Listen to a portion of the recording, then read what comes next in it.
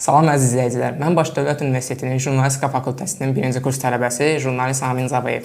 Bugünkü müsahibəmizin qonağı Azərbaycan Riyasetlər Birliyinin Güney Azərbaycan İcmasının sədri, tanınmış şair Sayman Aruzdur. Biz bu söhbətdə onun yaradıcılığı və ədəbi mühitlə bağlı bir neçə suala cavab tapmağa çalışacağıq. Elə isə vaxt itirmədən müsahibəmizə keçid edək. Sayman bəy, xoş gəlmisiniz. Çox sağ olun Amin bəy. İlk sualım bundan ibarətdir ki, son illərdə Güney Azərbaycan ədəbiyyatında hansı dəyişiklikləri hiss edirsiniz? Güney Azərbaycan ədəbiyyatı çox nisçilli bir ədəbiyyatdır. Çünki orada dil bilirsiniz yoxdur, məktəblər yoxdur. Ümumiyyətlə Azərbaycan dilində kitab çapına qadağalar var idi, senzuradan keçməli idi. Sonra o dildə yazan, yaradan insanlara qarşı təqiblər, təzyiqlər olurdu. Ona görə də olduqca nisçilli və həsrət dolu bir ədəbiyyatdır. Və hesab edirəm ki, o dildə fəaliyyətlə məşğul olanlar da özü bir qəhrəmanlıq idi bir dönəmdə Azərbaycan dilində yazıb, oxuyub onu çap eləmək. Ancaq indi zaman ötdükcə, xüsusilə də müstəqil Azərbaycanın qazandığı qələbələr və siyasi təsirlər səbəbindən Cənubi Azərbaycanda mühit biraz yumuşalmağa doğru getdi.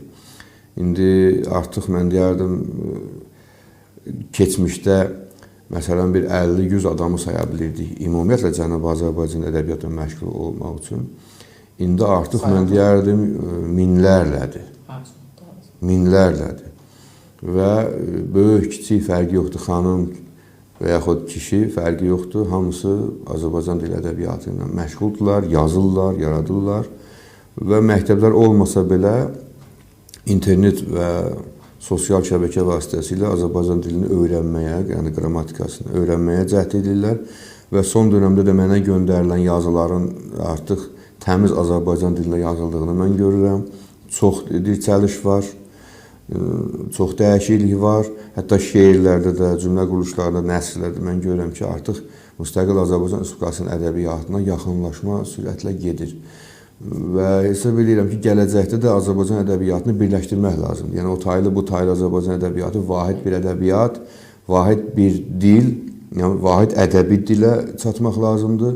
Vahid ədəbiyyatımızı formalaşdırmalıyıq və hətta mən deyərdim, hazırlaşmalıyıq. Ədəbi nöqtə-nəzərdən birliyimiz bizim gələcəkdə siyasi baxımdan da birliyimizə tərəf apara bilər, Amin bəy. Müasir dövrümüzdə gənc yazarların qarşısında hansı çətinliklər dayanır? Gənc yazarlar deyəndə Cənubi Azərbaycanlı, yoxsa bu tərəf Azərbaycanlı? Təbii ki, o həmən problemlər orada yenə də vardı. Yəni, ana dilinin təhsil qadağandır. Ondan sonra orada bayaq söylədiyim kimi kitab çapına və s. kimi çətinliklər hələ durur deyə, yəni baskılar hələ durur deyə eyni çətinliklər yəni gənclərimiz üçün var.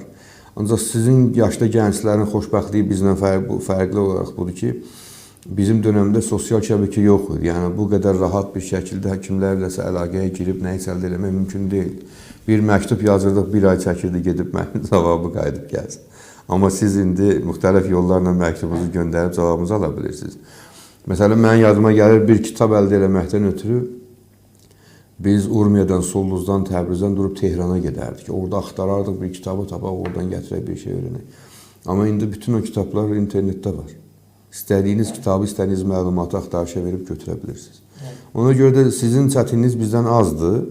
Amma sizin üzərinizə bir böyük məsuliyyət ki düşür. O da bu ki, necə ki, babalarımız əkib biz yemişik, siz əkəsiz gələcəkdə uşaqlar yesin. Və sizin əkəcəyiniz tumlar, faydalı tumların sayı daha çoxdur. Çünki əlinizdə imkanlar daha çoxdur.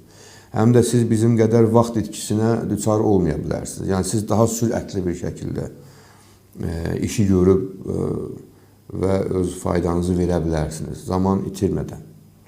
Ona görə də mən o taylı Azərbaycan ədəbiyyatının indi vəziyyətini bildiniz. Bu taylı Azərbaycan ədəbiyyatına məşğul olan gənclərə tövsiyəm budur ki, Cənubi Azərbaycan ədəbiyyatını öyrənmədən, Cənubi Azərbaycan ədəbiyyatı ilə birbaşa əlaqəyə girmədən, birləşmədən Azərbaycan ədəbiyyatının vahid dilindən, vahid ədəbiyyatından danışmasınlar. Birinci o birliyi yaratmalıyıq ki, sonra vahid bir şəkildə ədəbiyyatımızdan danışaq. Sizin şeirlərinizdə milli kimlik və azadlıq mübarizəsi diqqət çəkir. Bu mövzular sizdə haradan qaynaqlanır? Təbii ki, mən Cənubi Azərbaycanda doğulduğuma görə orada o baskıların, təzyiqlərin elə birbaşa şahidi olmuşam. Həbsini də çəkmişəm, kötəyini də yemişəm, şallağını da yemişəm. Bax, sizə bir nümunə deyim. İndi sizə gülməli gələ bilər, amma görürsünüz, bax, sizin komanda xanımlar da var, universitetdə xanımlarla oxuyursunuz, eləyirsiniz və s. Amma mən universitetdə o vaxt orada təhsil alanda bir sinif yoldaşımla çıxdıq, universitetin qabağında bir skamikada oturduq, avtobus gözlüydü ki, o belə geçsin, mən belə. Və həmən dönəmdə polis gəldi, bizi tutdu, apardı həbsə. Yadıma gəlir, 3-4 gün həbsdə qalandan sonra bizi məhkəməyə apardılar. Məhkəmə mənə şallaq yazdı, ona şallaq yazdı. Gətirdilər bizi Təbrizin mərkəzi həbsxanasında boynumuza belə rəqəmlər olur, belə məhkumların boynuna salırlar. Ondan saldılar, şəkilzad çəkdilər və mənə 40 dənə şallaq vurdular, qıza da 40 dənə şallaq vurdular. Ki, niyə naməhrəmlə oturub orada söhbət edirsən? Təsəvvür edirsən? Və yaxud adi Arşın Malalan kimi o qədim Azərbaycan filmlərinə baxmaqdan ötürü biz Cənubi Azərbaycanın nə qədər adamı asıblar. Videolar var idi, kasetlə baxırdıq da. O videoları icarə verən gizli şəkildə adamlar var idi, o diskləri yayan filan. Həmən yadıma gəlir bir nəfər, adını unutmuşam. O videoları kirayə verən adamı tutub müfsid filləri ağzına asmışdılar. Yəni, güya cəmiyyətdə fasid, yəni lazımsız bir adam kimi para basmışdılar. Təsəvvür edirsiniz. İndi bütün o filmləri insanlar YouTube-dan zaten rahat girib baxır. Amma onu o vaxt təbliğ eləmək üçün insanlar can veriblər. Başa düşürsünüz? Bugün amma İranda baxırsan deyir hicabı ucu buraxıblar, qadın kişi rahat gedir, görüşür. Amma biz onun şallağını yemişik. Başa düşürsən nə demək? Yəni, mən necə ola bilər ki, o təfəkkürü şeirlərimdə yaşatmayayım? Bütün o çətinlikləri yaşamışam. Yəni, yarın gözünə baxıb sevgi duymuşuq, amma qucağında təhlükəsizlik duymuşuq, amma kənara çıxanda terrorla üzü olmuşuq. İran hakimiyyətinin terroru, vətəndaş terroru, mənəvi terroru, milli kimlik terroru, hamısı bizim üzərimizə gəlir. Və mən şəxsən bütün bu baskılar, mübarizələrim orada çox olub təbii ki, milli kimlik ilə bağlı. Amma hər halda baskıların məhsul olaraq mən köçüb müstəqil Azərbaycana o vaxt gəlmişəm. Və mən bir növ sürgündəyəm. Bütün o həsrəti, o narahatlığı içimdə yaşadıram da. Və şeirlərimdə istər-istəməz bunlar hamısı özünü göstərəcək. Biz rahat dünyanın şairləri deyirik ki, dağdan, bağdan, quzuların mələməsindən, dovşanın tullanmasından yazar. Və mən şəxsən o cür ədəbiyyata çox yüngül ədəbiyyat kimi baxıram. Ay uca dağlar belə gəldi, qar belə əridi. O şeirlər bizim gözümüzdə şeir deyil. Şeir düşündürməlidir. Şeir öz daxilində bir milli məsuliyyət daşımalıdır. Şeir oxucunun beynində oxuyandan sonra davam eləməlidir. Başa düşürsünüz? Və mən hesab edirəm ki, bizim həyatımız, yaşayışımız, mübarizələrin məhsulu olaraq, oxuduğumuz kitabların, çəkdiyimiz acıların məhsulu olaraq ədəbiyyatımız və şeirimiz elə bir səviyyəyə qalxıb ki, yazıçının şairi ən azından düşündürə bilər. Eyni zamanda Azərbaycanın bugünkü tarixinə özündə etibar edir. Yəni, bir 100 ildən sonra bizim şeirimizi oxuyanlar biləcək ki, biz bunda nə çəkmişik. Amma dağdan, daşdan, yarın gözündən, qaşından danışan deyə bilməyəcək gələcəkdəki adamlara ki, xalqım o dönəmdə necə idi, nə yaşayıbdı.